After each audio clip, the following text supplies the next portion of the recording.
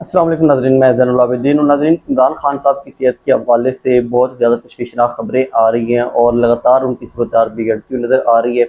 इस सिलसिले में जो PTI है उन्होंने एक अपना इजलास बुलवाया। उस इजलास में उन्होंने क्या तजावीज़ सामने रखी और आज वो उस इजलास के बाद क्या करने जा रहे हैं और उस इजलास में जो सख्त तरीन तजावीज़ आई हैं वो भी मैं आपके सामने रखूँगा। और दूसरी साइड पर सुहेल अफरीदी को जो धमकी दी गई है उनका नाम ले दिया है सुहेल अफरीदी ने, और वो धमकी दी गई है जो हमारे ताकतवर लोग हैं, जो अपने आप को ताकतवर समझते हैं, उन्होंने एक सेक्टर कमांडर का नाम लिया है। वो कौन सेक्टर कमांडर है, किस तरह उसने धमकी दी है और उस धमकी के अल्फाज क्या थे, ये सारी चीज़ें मैं आपके सामने रखूँगा। अगर आप हमारे साथ नए हैं तो चैनल को सब्सक्राइब ज़रूर कर लें और वीडियो को आखिर तक ज़रूर देखा करें।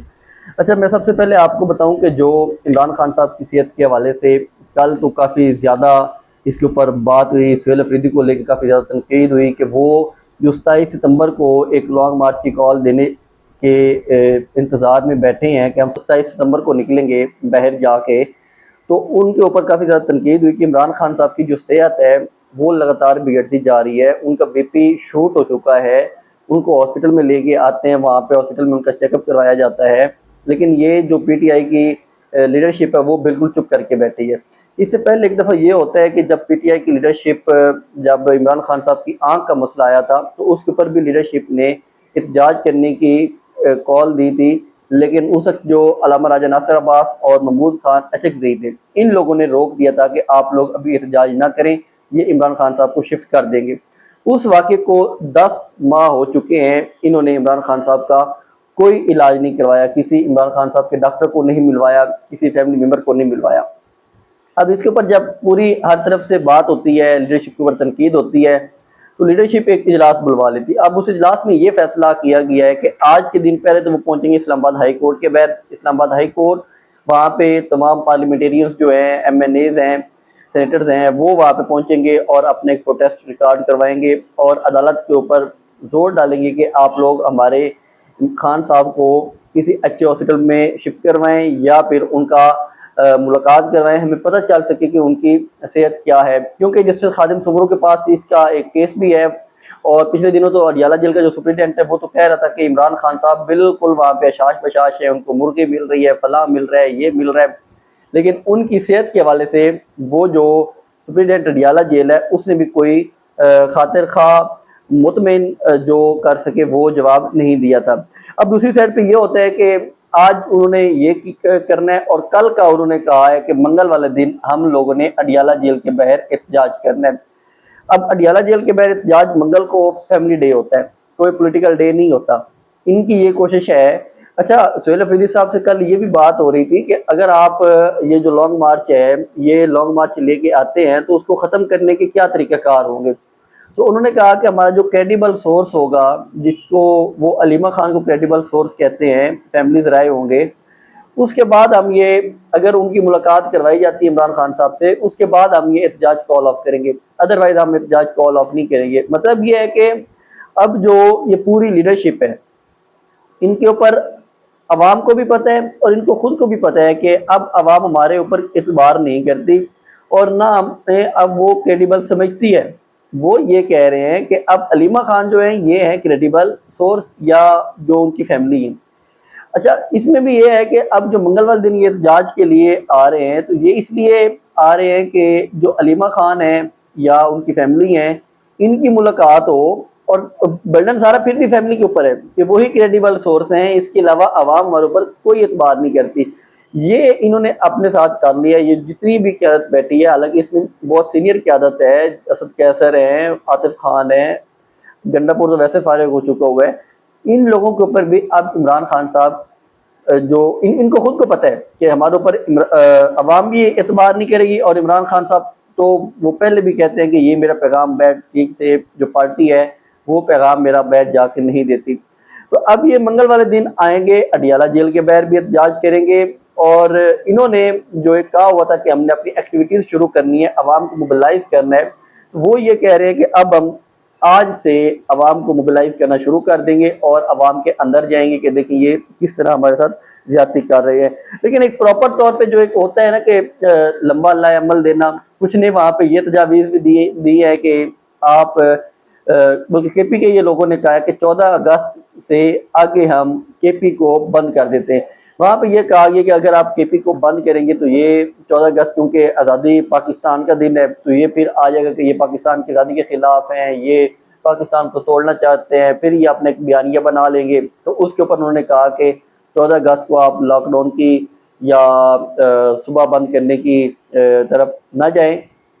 इसके बाद हम देखेंगे कि किस तरह हमने करना है। लेकिन ये चीज़ जो गौर आई है वो ये है कि ये अब लॉकडाउन और सुबह बंद की तरफ जाने का प्लान कर रहे हैं कि हमने जो इमरान खान साहब की एक्चुअली में डायरेक्शन यही थी कि अगर ये लोग मुझे कैद तनाई में डालते हैं या मेरी मुलाकातें बंद कर देते हैं तो आप लोगों ने सुबह बंद कर देना है। इन्होंने अब तक वो बंद नहीं किया और सुबह बंद करने का मकसद ये था कि इनके ऊपर प्रेशर पड़ता और ये इमरान खान साहब की मुलाकातें कंटिन्यू रखवाते।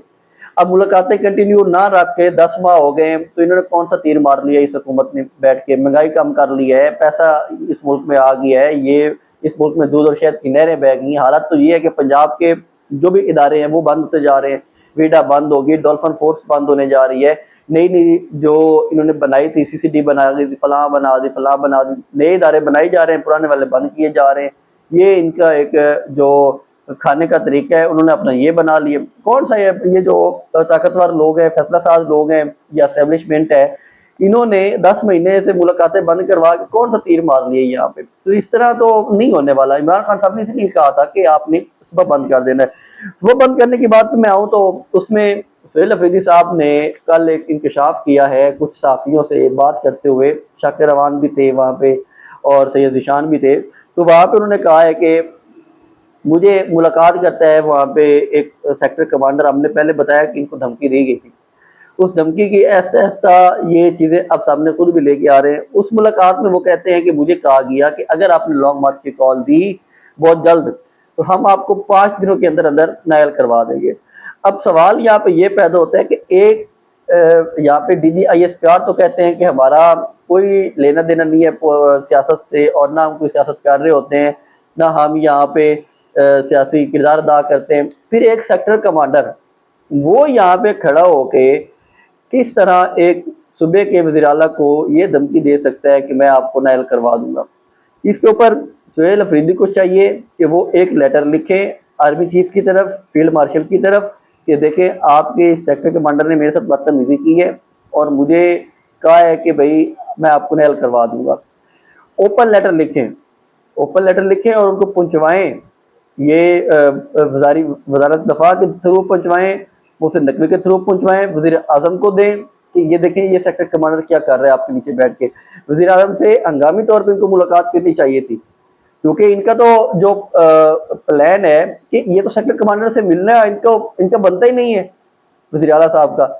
उनका क्या लेना देना था। पहली बात तो ये कि सेक्टर कमांडर से मिलें जाके। अगर सेक्टर कमांडर ने उन्हें कहीं मिल भी लिया है, कहीं मुलाकात हो भी गई है या वहाँ पे जो हालात है, तो उसमें अगर सेक्टर कमांडर ने ऐसी बात की थी तो सुहेल अफरीदी सोया हुआ था।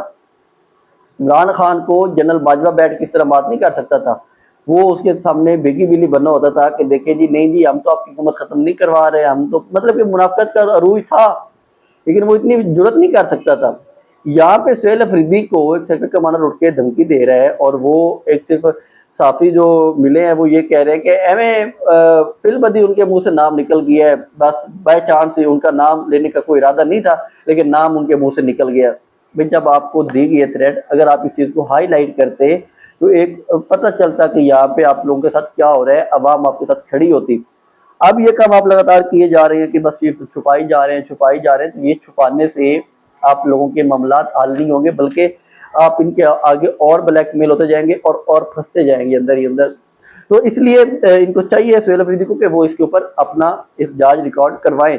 अब दूसरी साइड में मैं आऊँ कि सुहेल अफरीदी की जब कल साफ़ियों से बात हुई है तो इसमें सबसे जो हैरत वाली बात है कि वो तमाम साफ़ियों से बात होती है सुहेल अफरीदी की जो साफ़ी उसके नाक़िद भी हैं, जो उनके ऊपर लगातार तनकीद भी करते रहते हैं। तो काफ़ी ज़्यादा लोग बात कर रहे थे कि सोशल मीडिया के ऊपर के क्या मरीम नवाज साहिबा या शहबाज शरीफ साहब इस तरह इतने साफ़ियों को बैठ के फेस कर सकते हैं।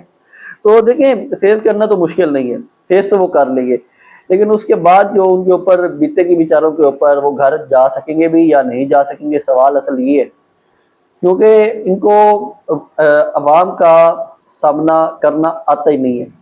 नवाज शरीफ शुरू से लेके आज तक वो अवाम के अंदर नहीं जा सकता, और अवाम को वो सिर्फ कंट्रोल्ड लोग जो होते हैं उनके साथ बैठ के वो सिर्फ बात कर सकते होते हैं। तो बाकी ये तो फिर सारे उसके कोई भाई है, कोई बेटी है, कोई कुछ है, कोई कुछ है।